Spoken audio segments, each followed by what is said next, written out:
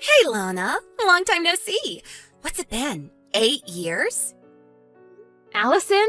What do you want? What kind of greeting is that? Aren't you happy to hear from your dear little sister? What kind of greeting were you expecting from someone whose last words to you were, "Never contact me again"? Wow, somebody's grumpy today. Spit it out, Allison. What do you want? I don't have the time or patience to just chat with you. Okay, geez. Must be that time of the month. You have 30 seconds before I block your number. Ugh, this is exactly why men don't like you, Lana. 15 seconds. Your husband's name is Harry, right? Yeah? And? I remember him from your wedding. And at that time, I thought, if he's interested in you, he's probably not at all that great of a catch, so I didn't give him much thought. But about 6 months ago, I just so happened to see you walking together with him in the park. And when I saw him, wow, he's actually really, really hot. So the next day, I met up with him at a hotel. And we've been seeing each other 3 times a week ever since. I see. I figured that's what this was about.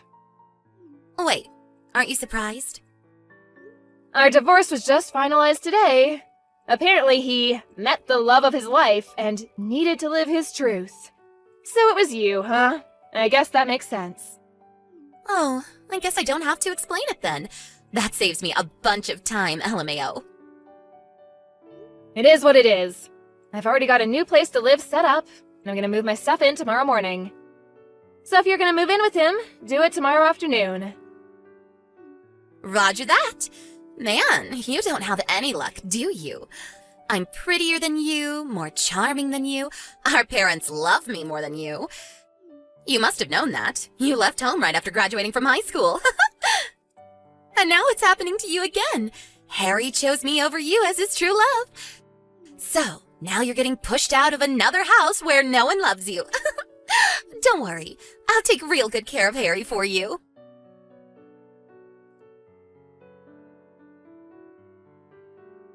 Allison, you never told me there was a kid.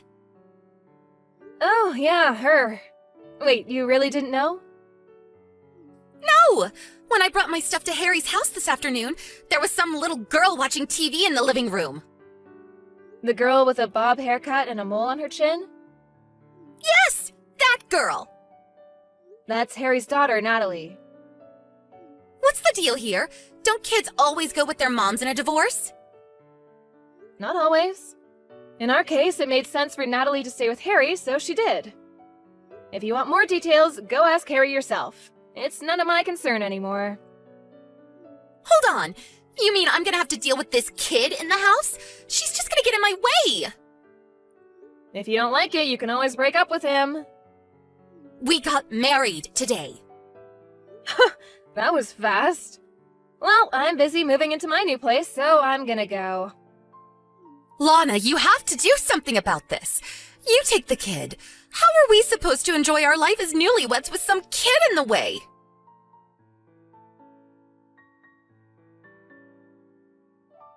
Lana, you have some explaining to do. What now, Allison? What's this about us having to move out by the end of the month? I like this house. I don't want to move. What's going on? It's our second day married and there's been nothing but problems. Oh, you poor, poor thing. Stop mocking me and start giving me some answers. Ugh, Harry always was one to leave out the most important details. What do you mean? That house is actually employee housing owned by the company I work for. Really? I'm the employee, and I moved out. Did you think my company would just let him keep living there? There's a new manager starting next month who needs the house. This is the worst. Oh, and by the way, employees only have to pay 20% of the market rate for rent. Just so you don't get surprised when you see how much rent is due this month now that I'm gone. Great. I guess we'll just have to move into employee housing from Harry's company. Well, they don't have employee housing. They don't? So you'll just have to find an apartment and pay rent like the rest of us. How much is the rent going to be this month? We were paying $300 while I was there, so multiply that by 5. 1,500? Wow, I'm impressed, Allison. Did you do that math in your head? I don't know what kind of place you had in mind, but on just Harry's income, you're probably gonna have to settle for something a lot smaller than that house. No way! And you should probably have a talk with Harry and Natalie about how you're gonna handle your lowered standard of living. What do you mean? Just so you know, when we were going through the divorce settlement, it was decided that I would get all of our savings as compensation for his infidelity. So Harry's gonna be pretty hard up for money for the foreseeable future. No savings? Also, his salary was lower than mine. It was? Why is this happening to me? I gotta get back to unpacking. Good luck with Harry! Hey, wait! Goodbye!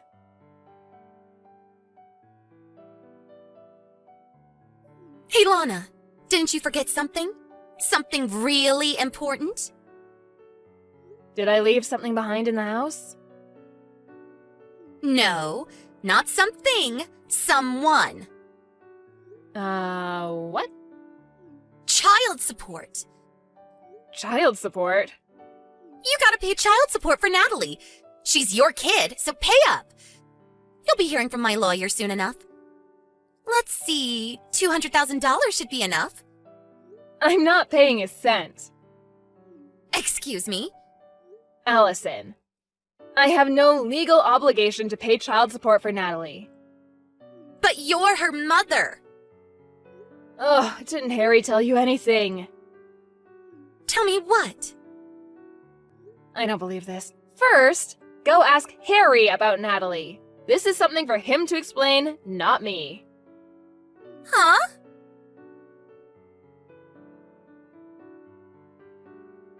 Hey, Lana, what gives? You still haven't paid the child support you owe. Don't you feel bad for abandoning your own child like this? You deadbeat mom, LOL. Ugh! Allison, I don't owe any child support. Harry says we should get as much as we can from you. He's on my side. So hurry up and wire the $200,000, deadbeat. Why don't you tell that to Natalie's mom? But you're Natalie's mom. Ugh, you two really were meant for each other. An inept lying nincompoop and his brain-dead ditzy mistress. Would you please stop insulting me and tell me what's going on? Fine. Really, it's Harry who should be telling you this, but since you both seem to have the communication skills of a rotten banana, I'll tell you. So tell me already. Natalie isn't my child. What? Nothing against Natalie, but she's Harry's love child. You mean he... Yes, she's the daughter of Harry's first mistress. About a year ago, Child Protective Services came to Harry and said that her mother disappeared, so Harry was responsible for her. That was the first time I heard about Natalie's existence. That sounds like a bad soap opera plot. That's why I've been going back and forth about divorcing him for the past year. It wasn't Natalie's fault. I felt bad for her. So I cooked her meals, did her laundry, all that stuff. But for all intents and purposes, Harry and my relationship has been over for some time now. Then why did you only divorce recently? That's on Harry. He knew that divorcing me would mean losing my income in our house. So he wouldn't agree to the divorce, and our relationship was at a stalemate. But then, out of the blue, who should come along but you, Allison? Me? Once Harry met the love of his life, he suddenly became much more motivated to divorce me. Which brings us to where we are now. Wait, don't tell me. Are you glad I took Harry from you? Are you happy that you got divorced? Yep. But back to the topic at hand. I never legally adopted Natalie, so we have no official relationship, legal or otherwise. Harry always had sole custody of her. So, now that we're divorced, I have no legal obligation to pay child support for her. No, come on. I thought we could use Natalie to get money out of you. Now what are we gonna do? Yeah, I figured that's what all this was about. Hey, Lana, We moved into a cheap studio apartment the other day. We all have to sleep in the same room, so I can't have any adult time with Harry. I don't have any privacy. Natalie doesn't listen to a thing I say. I hate this. Sounds like you should just divorce him. But I don't have anywhere else to go. Uh-oh. Let me guess. Mom and Dad told you not to marry your sister's ex-husband, you did it anyway, and now they've cut you off. I bet Dad threw in a pot shot at me like, "Don't go chasing after your worthless sister's used goods," or something like that. How did you know? That's just about the only reason I could think of for you not being able to go back and live with Mom and Dad again. Lana, can I divorce Harry and come live with you? Nope. Why not? I'm moving into company housing again. Only their employees and their spouses are allowed. You're the only person I can count on. Please, you have to help me. Allison, have you ever thought of just getting a job yourself? Why would I do that? If you can't make ends meet on one income, what other choice do you have? But I don't wanna. You have two choices. Choice number 1, divorce Harry and get a job. Choice number 2, stay married to Harry and get a job. Is there a third choice? This is what you get for being a spoiled brat who's never had to work a day in her life. Hey, that's not true. I have so worked a day in my life. Ah, yes, that one day when you showed up to work and quit an hour later? I hope you can last longer than that this time around. Lana, please. You're gonna have to get yourself out of this mess. Bye-bye.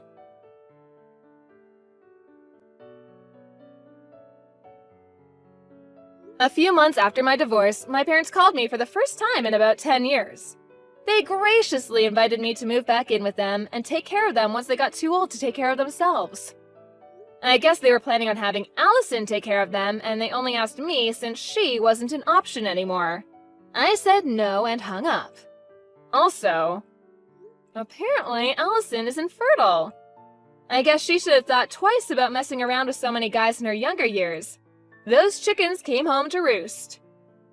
When Harry found out, he divorced her right away and kicked her out of their apartment the next day. She tried running home crying to our parents, but they were still mad at her for marrying Harry against their wishes and sent her packing. I haven't heard or seen anything of her since then. Priscilla! So hey, I think I just saw you. You were at the supermarket buying ungodly amounts of food and drink, right? How come you bought so much? I'm sure there's no way you can get through that much stuff alone. So I think you should be a sweetie and donate some to your favorite friend, me. Hey, Casey. All the food and drink is for tonight. What? That much for a single evening? My parents, in-laws, and respective brothers and sisters, as well as their parents, plus everyone's kids will be coming. Wow, really? Are you having some kind of house party? I don't think it'll be extravagant enough to be called a party. But a bunch of my relatives are celebrating special occasions. So we thought it'd be a good idea to get everyone together at my place and hold a get-together with some food and drink. We decided to hold the get-together at our house, because out of all of my relatives, it's the most convenient in terms of location and public transport. I see. That's really cool. Which is why every last piece of food and drink I bought earlier is basically guaranteed to be gone by tomorrow morning. Which means I don't really have anything going to spare to give you. I'm sorry. Well, in that case, me and my sons will come along too. I'm sure that won't be a problem, right? What? It sounds like you'll already have a small army attending. You probably won't even notice having an extra 3 of us there. And yes, my husband's working overtime, so he won't be able to come. But I'll make sure I bring some Tupperwares to take home any leftovers. Right, it's settled then. I'll be there after 6 this evening. I'm really sorry, but would you please not come? What? Why? I told you, didn't I? It's a celebration for my relatives. Don't be such a spoil sport. Let me celebrate too. I'm sorry, but this is a get-together for me and my family. So I'd really appreciate if you didn't come. Don't be like that. I'm a fellow mom. Mom friends are actually like family when you think about it. No, I don't think that's true at all. You're horrible. Besides, you don't know any of my relatives, do you? You'd probably feel weird and out of place. I think this could be a great opportunity for us to get to know each other. That's really not the point of the gathering, though. Ugh, you're so damn stubborn, Priscilla. Anyway, please don't come. I have so many preparations to make, you wouldn't believe it. So, I won't be able to reply again today. Bye, Casey. Ugh, wait! Casey! What the hell do you think you're playing at? Give back the food you took at once! Huh? What do you mean? You took all of my food, pots and all. Why would you do this? Nope, I still don't know what you mean. You crept in through the kitchen door and stole all of the food that was supposed to be for tonight's celebration, didn't you? Huh? Why are you threatening me like a criminal all of a sudden? How awful, I think I might cry. Don't play dumb with me, I know. You set up a distraction by putting a sound system blaring out gospel music so loud it could have burst through my eardrums by the front door.